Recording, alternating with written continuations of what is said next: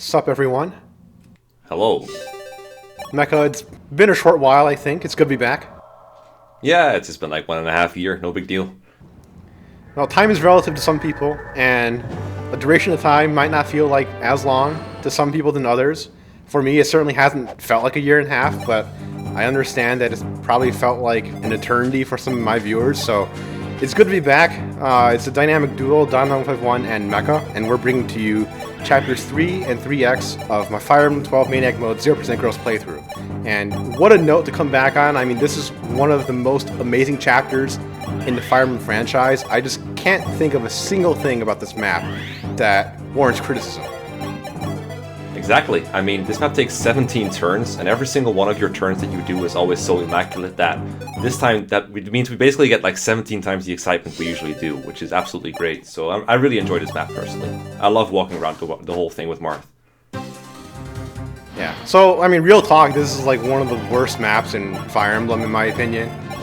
The whole conceit of this map is that Marth has to walk around the entire world and visit villages and then finally sees a gate. And really the most efficient way to do so is to walk around the entire map, at least in our full recruitment LTC, because in the FE3 Book 2 version of this map, there are only two villages. There's a village in the bottom and a village in the top right. The village in the bottom contains a bridge key that you can use to actually unlock the bridge and make a shortcut to the gate. And then going to the top right village that way is faster, because in this game they decided to reintroduce all these characters from Shadow Dragon that normally don't appear in FE3 Book 2. They put another village with board over on the very left, and if you want to visit that village, it's actually faster to go all the way around than to backtrack through the bridge. So, great map design on the part of Intelligent Systems. Don't really know what they're thinking there. Yeah, well, one part that is good about the map design though is the Draco Knights that start near you, as well as the group on the mountains. Those are pretty interesting. The group that starts near us goes aggressive almost immediately because we bait them.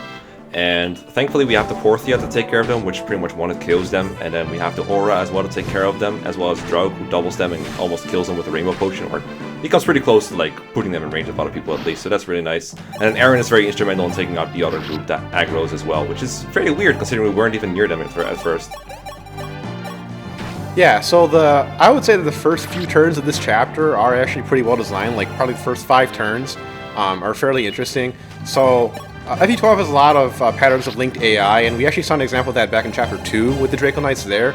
But this chapter, it kind of plays out a bit more in this strategy. So above the starting point, there are 2 groups of 3 Draco Knights, one on the left and one on the right. The one group on the left will move if you put a unit within range of 2 of them. And so in order to prevent them from getting annihilated immediately, we just put 2 units that can take a hit next to each other, and that pulls away the entire group with all of them being safe. And then, by triggering that group of Draco Knights to move, we end up triggering most of the Draco Knights over the mountains to start moving towards us as well. And so that's why we had to send Arran and Catria to intercept them to protect Marth. Now the other group of Draco Knights on the right that start out, they don't move even if you're well within their range. The trigger to get them to move is to pull the remaining Master Seal Draco Knight way over on the left side of the map. So that gives us some time to deal with that first group before we actually have to tackle the second. But if you're a more casual player and you don't know how the linked AI works, it could seem really intimidating, if not impossible, to deal with these starting Draco Knights, just because you're just like, how am I going to deal with all these 6 Draco Knights if, you know, I put my unit within range of one of them and then they get killed. But you just have to know that like that second group of Draco Knights on the right, they won't move until you trigger them to all the way on the left.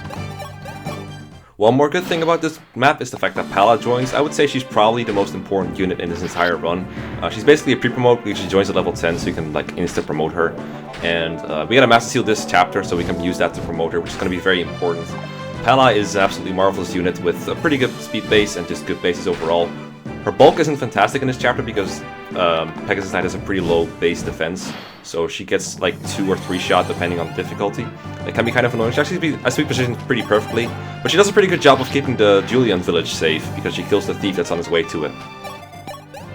Yeah, so the other interesting part about the beginning aspect of this chapter is whole, what I call Pala puzzle. Pretty trivial on a normal difficulty because Pala just destroys everything. But on a higher difficulty, because of her kind of mediocre bulk in her starting class, as Mekkah pointed out, she is at risk of dying if she gets hit by too many of the Cavaliers. So you do have to be a bit more careful about her positioning. So what we do with her on her first 5 turns is we have to place her on some of the forests to block the Cavaliers from appearing. And it just so happens that the forts are all spaced exactly 8 tiles apart, so she can move from one fort to another without really having to, in the span of one turn. To give an idea of how awesome Pala is, so the other kind of really weird thing about this game is that like a lot of the units that end up joining later in the game really kind of suck relative to the time they join at. But Pala's base stats are about as good as someone who joins in like chapter 13, for example, and she joins in chapter 3, so it's just absolutely ridiculous. Okay, so now Pala gets the promotion that she really wants. Really good combat boost, +4 strength and +4 defense is really good for her. But it's also important because Pala needs to work on her axe rank. She needs to be able to use hammers by the mid-game. And this is a great opportunity for her because she's so strong compared to most of the enemies that she faces that she can build that axe rank with the Iron Axe without really hurting her combat very much, whereas later on we would have to use more optimal weapons than that. And it's very important to build weapon ranks in this game timely because weapon ranks build kind of slowly.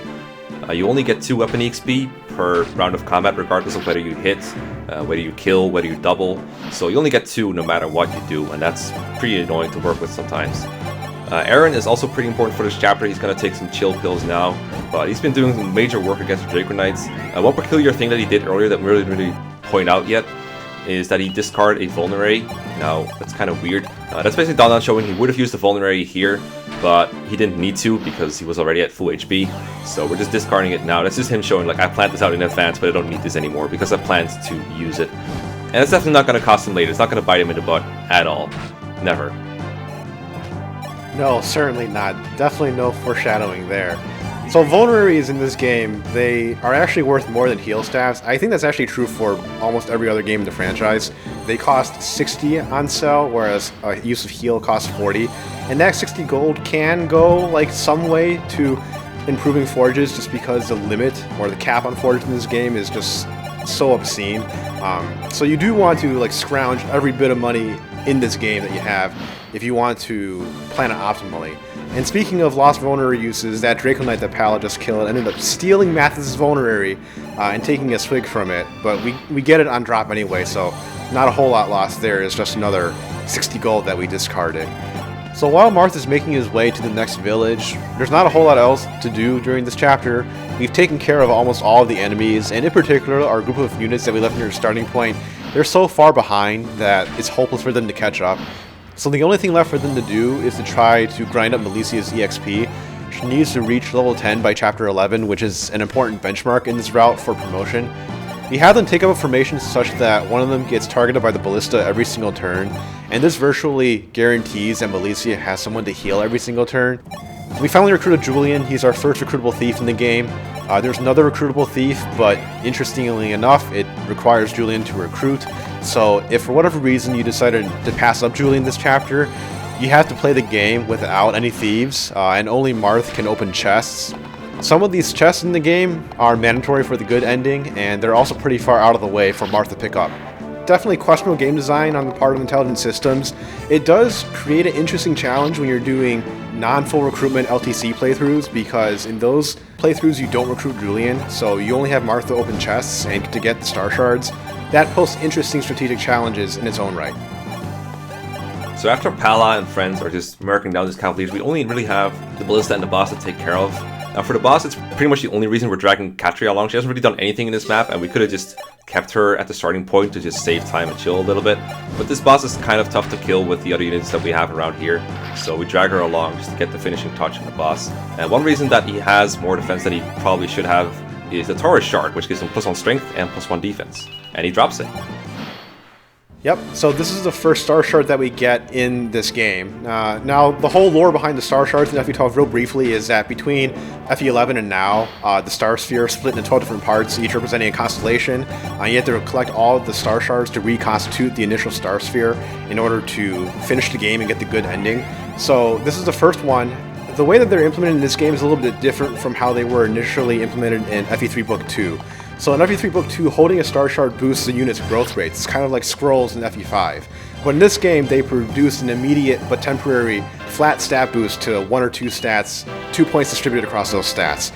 I personally think this is a much more interesting implementation of the star shard system compared to the growth rate booster, because in many instances, especially on the higher difficulties in this game, there are innumerable instances where a point in certain stats will contribute towards like reaching a doubling threshold or reaching a survival threshold or 2-hit KO threshold, and there are many maps in which it becomes a real strategic challenge to figure out like who should be starting out with what star shards and how they should be passed around throughout the course of the chapter to maximize their use.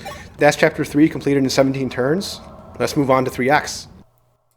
3X is the first guidance chapter in the game. The way you unlock guidance chapters, it can be done in 2 ways. One of them is to get no casualties in the prologue chapters. We of course did this, so we already don't have to worry about it, but just in case you're interested, I think the second way of unlocking guidance chapters involves turn counts, but honestly neither of us have any idea what they are because we're LTCing the game anyway, and honestly they depend on the difficulty, so they change depending on that, and we have no idea what they are because it really doesn't matter. You can do them with 2 fingers up your nose, so it's pretty easy.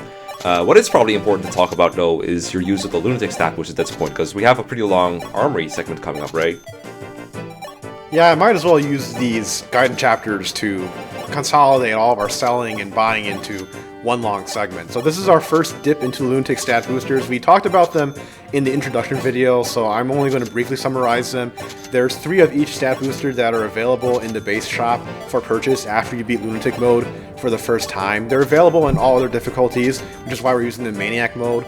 We don't need any of these stat boosters for this chapter. It's actually more for the next chapter because this is very easy and Pala has no trouble beating it without any boost whatsoever. But it is worth noting that using the Dracoshield here for the extra defense means that she doesn't have to heal at all during this chapter, and that just kind of streamlines our actions. Like, we don't have to run risks up to her or have Melissia catch up to try to get a heal in on her.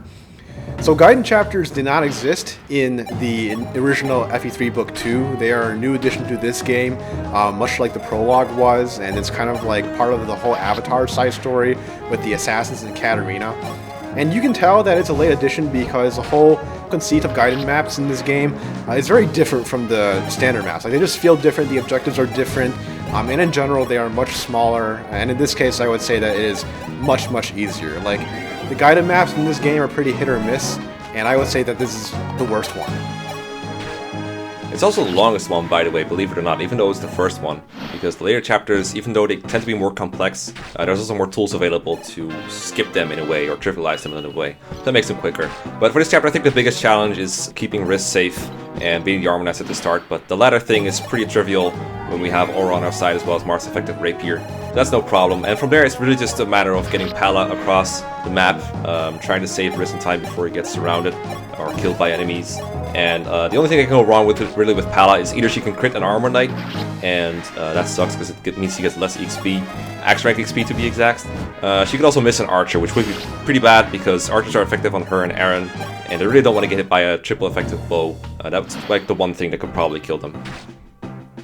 This chapter is so easy that it doesn't even have a boss. The boss that starts on the gate is named Klein in this patch, but her localization is Clarice, and she is one of the assassins in league with Catria. For whatever reason, on turn 3 she just decides to leave the gate empty for Marth to just walk on and seize. So any semblance of challenge in this map is just completely gone at that point. There's a couple of reinforcements that come from the 2 forts that Arran and Riss are blocking, and they could potentially threaten Riss if you don't deal with them. But, like, honestly, once you know that they're coming, you just put 2 units on top of them, and then they're just completely irrelevant whatsoever. Yeah, I think that's literally exemplary of FE12 game design, is that once you know in advance what's coming, it's really not that hard. And you could argue it's not even really good design to begin with when it's done in this way. But if you don't know it's coming, you can actually get surprised and get caught in like a checkmate situation with Riz, which happened to me before. So it's not that the game is like easy for blind players, but it can be very easy if you know already what's coming. The last item of optimization to point out in this chapter is that when Melissia has to heal someone, she first uses heal and then mend. This lets her get an extra staff use, and also because mend gives 5 more EXP per use than heal does. So at the end of this chapter, we have a little dialogue between Chris and Riss. What is going on here? Sometimes you get customizations for the avatar, and Riz asks, hey, do you want to go bald? And we say yes, just to try it out, but we know we're not gonna stick with the Manx look. Alright, so that's chapter 3EX finished in 6 turns. We'll see you next time. Peace.